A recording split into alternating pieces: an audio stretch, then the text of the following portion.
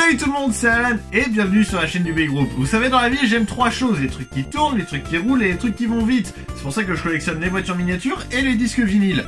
Ah, si seulement je pouvais trouver quelque chose qui pouvait réunir ces trois passions en un seul endroit.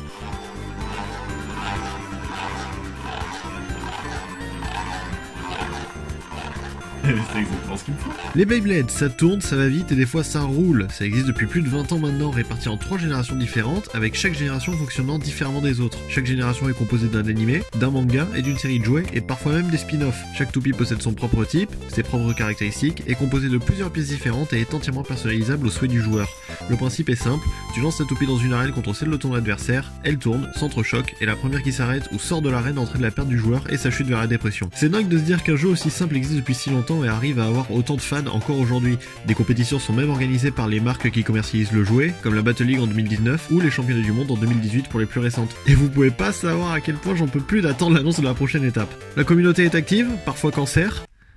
Souvent cancer, mais permet de faire vivre la hype assez longtemps, ce qui permet d'avoir plusieurs saisons par génération. Des générations, il y en a eu 3, et la première c'était Bakuten Shoot. Elle est apparue pour la première fois en 1999 au Japon dans un magazine, le CoroCoro Comic, avant d'être entièrement publiée d'abord en manga, écrit et dessiné par Takao Aoki, puis en série animée. Cette série sera exportée dans le monde entier quelques années plus tard, y compris sur la Terre des Baguettes, où la série sera diffusée sur France 3 les matins dans TO3, ainsi que sur Télétoon.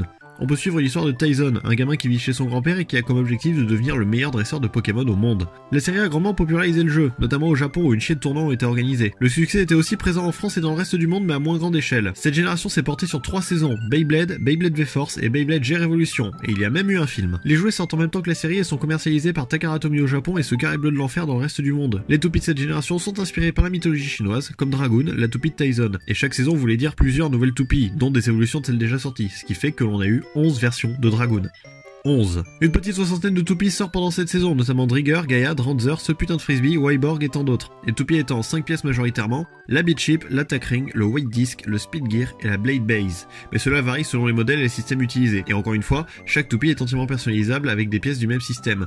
Plusieurs évolutions supplémentaires ont été créées au fil des saisons comme HMS pour Heavy Metal System. Non, les toupies n'ont pas appris à jouer de la guitare, mais elles ont changé le jeu en proposant des toupies plus petites et avec des pièces incompatibles avec le système précédent. Bien joué. C'est notamment ce changement de système qui a apporté à la fin de la génération en 2003-2004 au Japon avec la dernière saison de l'animé et la fin du manga ainsi que des jouets. À partir de là, il y a eu une grande pause jusqu'en 2008. Car c'est en 2008 que sort la deuxième génération, Metal Fight, encore une fois publié dans le CoroCoro au Japon pour la première fois, puis sorti en tant que manga, dessiné par Takafumi Adachi, puis ensuite porté comme animé un an plus tard. Cette nouvelle génération voit l'arrivée d'un nouveau système et d'une nouvelle histoire. On y retrouve Jinga avec sa stamp Pegasus, avec qui il va tout faire pour devenir le meilleur joueur de Bakugan au monde. Encore une fois, plusieurs saisons sont sorties, notamment en France sur Gulli, Metal Fusion, Metal Masters, Metal Fury et Shogun Steel. C'est durant cette génération que j'ai commencé à connaître Beyblade, avec l'épisode 19 de la première saison, celui qui montrait les combinaisons possibles entre les toupies grâce à leurs 5 pièces différentes, le boulon, l'anneau d'énergie, la roue de fusion, l'axe de rotation et la pointe de performance. Les parties des toupies qui se touchent sont en métal, comme le nom de la série l'indique, ce qui fait que ces toupies sont lourdes et ont, à mon sens, un peu moins l'aspect joué des précédentes. Les toupies sont cette fois-ci basées sur les constellations et les signes de l'horoscope. Sagittario, Bulle, Léon, Eldrago, Aquario représentent chacune d'entre elles un signe astrologique ou une constellation différente. Orpheus, Rex, Anubis, Soulblaze sont quelques-unes des exceptions à la règle, représentant soit une étoile, soit un dieu ancien, soit n'importe quel putain de truc que les créateurs voulaient. Le succès de cette série était impressionnant. Dès la sortie de la première saison, il y avait des ruptures de stock de partout. Tout le monde y jouait et à cette époque, les toupies coûtaient 10 € pièce, beaucoup moins qu'aujourd'hui. Plus de ventes signifiait d'ailleurs plus de produits et d'accessoires en tout genre. Lanceur plus puissant, poignée pour lanceur plus puissant, accessoires pour poignée pour lanceur plus puissant, comme un compteur de points, une extension ou un compas d'angle. Les arènes sont aussi vendues pour pouvoir jouer dans les meilleures conditions possibles et qu'on pourra trouver de différentes couleurs et avec différentes caractéristiques, notamment chez nous avec les diverses atrocités que nous a pondues Hasbro au fil des années. Sérieusement, à quel moment ils se sont dit qu'une arène de 20 cm de diamètre avec des centres qui changent c'était une bonne idée? On notera que Beyblade souffre du même syndrome que Pokémon. Tous ces produits ou presque ont un nom commençant par la première syllabe de la série. C'est pas une arène, c'est un Bay Stadium, comme si n'importe quel gosse disait forcément. Regarde mon nouveau Bay Launcher qui permet de lancer ma Beyblade dans mon Bay Stadium. Attends, excuse-moi. J'ai été Bay adopté. Metal Fusion a posé les bases du système Metal, Metal Master a continué sur cette voie, et Metal Fury a vu la première évolution majeure de ce système. À partir de cette saison, les développeurs se sont dit: les gars, si on faisait des armes de guerre? et ont développé le système 4D. Les roues de fusion sont désormais en plusieurs parties, et la pointe 4D, mélange entre l'axe de rotation et la pointe de performance, permettait la création de nouveaux systèmes à double effet, comme FD par exemple, qui permettait à la toupie de donner toutes ses dernières forces lors de ses dernières rotations en combat. Le Japon a été assez bien traité, Takara a bien réussi ce système, et certaines toupies sont aussi magnifiques que performantes. Vu que le pays du soleil levant a un an d'avance sur le reste du monde, on attendait avec impatience ces toupies arriver dans nos magasins occidentaux. Et quand elles sont arrivées... les fils de pute. C'est là où la différence entre Takara et Hasbro se fait ressentir. Alors que les Takara étaient lourdes avec des pièces exclusives, les Hasbro étaient beaucoup plus légères, et les pointes 4D ne sont pas présentes. À la place, on a des pointes et des axes standards déjà existants depuis longtemps. Imaginez le gamin qui demande à avoir une Jade Jupiter à Noël, une sublime toupie avec des pièces jamais vues auparavant, ultra performante, et qu'à la place il chope ce truc. Ça doit être une raison valable pour traîner ses parents en justice. Hasbro sortira les 4D plus trop tard sous un autre nom, les Hyperblade, qui n'ont absolument pas la couleur des toupies de l'animé. Une autre série de toupies sort en même temps, les Spark FX. Ouais, ils ont réussi à faire pire. Ils ont fait la même connerie qu'avec les premières bails de la saison, mais en ajoutant cette fois-ci des autocollants qui brillent et des couleurs flashy qui pourraient nous faire penser qu'elles viennent tout droit d'une Ride Thunderdome des années 90. Après cette saison et la défaite du dieu de la destruction dans l'animé et des déceptions en chaîne de la part d'Hasbro, les créateurs ont souhaité changer un peu le jeu avec Zero G, ou Shogun Steel en Europe. Sauf que comme pour Bakuten Shoot, tout changer du jour au lendemain n'est pas la meilleure des idées. Cette 4ème saison sera celle qui enterrera cette génération car beaucoup trop différente que ses prédécesseurs avec son système basé sur des chrome wheels et des stadiums mouvants.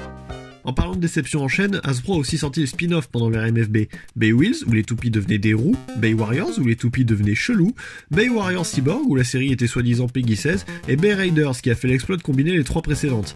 Ouais, c'était pas génial, mais c'était encore une fois une belle démonstration de l'imagination de Hasbro pour faire plaisir aux fans de la franchise. Il y a aussi eu les XTS, qui, même si elles n'étaient pas terribles, se rapprochaient plus du concept de base de Beyblade que les 4 spin-offs précédents.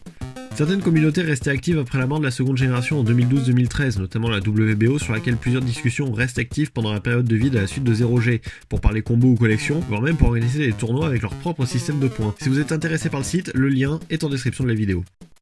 En avril 2015, un trailer sort sur la chaîne YouTube japonaise de Takara Tomy où on peut voir un certain projet B avec plusieurs explications en japonais.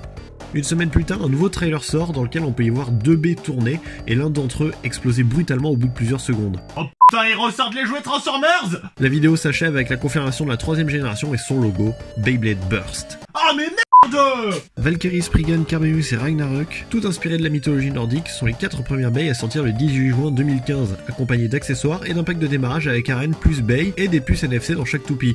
Idée abandonnée assez vite. On découvre aussi et surtout le Bay Logger, une poignée électronique qui peut être reliée à n'importe quel smartphone Android ou iOS via la prise casque. Bonne idée, mais qui ne fonctionnait seulement via une appli en japonais difficilement accessible par chez nous. Contrairement à la génération précédente, les toupies sont majoritairement en plastique et leur gimmick principal est de pouvoir exploser à n'importe quel moment. Très bon principe par ces temps. Comme d'habitude, le manga est publié en premier dans le Koro Koro Comic à partir du 15 juillet 2015, cette fois-ci dessiné par Hiro Morita. L'anime commence quant à lui en avril 2016 et on y retrouvera Valt, un blader qui va tout faire pour battre ses ennemis et ses rivaux et donc devenir le meilleur pâtissier de France. La série était assez bateau au début mais se voulait plus réaliste que la génération précédente, sans esprit dans les bails par exemple. Une bonne résolution que les artistes ont pris et abandonné à partir de la 2ème saison avant de repartir dans leurs bonnes vieilles habitudes. Aujourd'hui la série a 2 nouveaux héros après Valt, Aiga durant la saison 3 et Drum pendant la saison 4, qui sont Hikaru, non pas celle-là, l'autre, et Yuga. La série ressemble beaucoup plus aux anciennes gènes et honnêtement, c'est pas dérangeant. Comme pour les générations précédentes, les toupies ont connu pas mal d'évolutions, la plus récente et la plus complète étant le système Gachi, ou GT, qui a transformé les toupies basiques en 3 pièces en monstres pouvant utiliser 6 pièces interchangeables dans des toupies toujours plus belles. Ma petite préférée reste Judgment Joker, j'adore son schéma de couleurs, mais les autres sont tout aussi magnifiques. L'autre évolution majeure du système ayant eu lieu précédemment fut le système Shozetsu, ou Shozed, qui ajoutait du métal sur les bays, système que Hasbro a magnifiquement bien retranscrit sous la forme de ils n'apprendront donc jamais. Le système Slingshot, c'est prendre les toupies de l'animé et leur mettre des pointes entièrement différentes ou un changement d'effet via une manipulation. Honnêtement, le système a pas l'air dégueu, mais je trouve dommage que Hasbro parte dans une direction complètement différente que celle de leur homologue japonais. En même temps, ils sont obligés, les normes européennes et américaines en termes de jouets ont énormément de différences par rapport aux normes japonaises, ce qui fait que oui, les toupies sont assez différentes que les japonaises, mais Hasbro a fait de leur mieux pour proposer une alternative assez intéressante. Aujourd'hui encore, la communauté tient une place importante dans Beyblade. Les Beytubers partout dans le monde engendrent tous un certain succès avec leurs vidéos unboxing, battle, review ou putaclic. Certains d'entre eux sont même là depuis longtemps, les Beyblade Geeks, Stardust Dragonful, pas mal d'autres encore. En France, on a bien évidemment Stardust avec ses vidéos d'excellente qualité, mais aussi la chaîne de Beyblade Espace, Ryuk Shinigami, Patois, Darkbull 13, Goroden Beru, Playmaker et pas mal d'autres qui font tous des vidéos à leur sauce. À vous de trouver qui vous préférez dans le lot. Beyblade tient quand même une place particulière dans mon cœur. La Metal Saga était le jouet de mon enfance. Je passais mon temps dehors à jouer avec mes amis à tenter de trouver le meilleur combo pour les battre, pour au final balancer une Storm Capricorn parce que c'est drôle de jouer une toupie qui sert à rien parfois. C'est quand même une passion qui m'a aussi permis de rencontrer ceux que je considère comme ma seconde famille aujourd'hui. Ryuk, Stardust, Romain, non toujours pas, le Bay Couple qui est Lucie et Louis, Axel, Tsuna, Storm, Glory, et toutes ces personnes avec qui on a pu parler toupie pendant de longues heures, ou déconner sur tout et n'importe quoi, comme un sandwich triangulaire par exemple. Même si Burst n'est pas vraiment ce que j'aime et que je reste attaché à mes bonnes vieilles Metal Fight, je suis content de voir qu'aujourd'hui, des enfants ont la même passion pour le même jeu que j'ai aimé presque 10 ans auparavant et que j'adore toujours autant aujourd'hui. Même si ça n'a pas eu le même succès que d'autres séries du même genre, comme Pokémon ou Yu-Gi-Oh par exemple, Beyblade est aujourd'hui devenu un monument du jouet, au même titre que les deux jeux de cartes. La capacité qu'a eu ce jeu à se réinventer à chaque génération fait qu'en même temps, il gagne de nouveaux fans, mais aussi on garde d'anciens qui sont toujours amoureux de la licence. Et s'il continue sur cette lignée-là, Beyblade n'est pas prêt de s'arrêter. Sur ce, vous m'excuserez, il faut que j'aille me préparer à supporter mes athlètes préférés.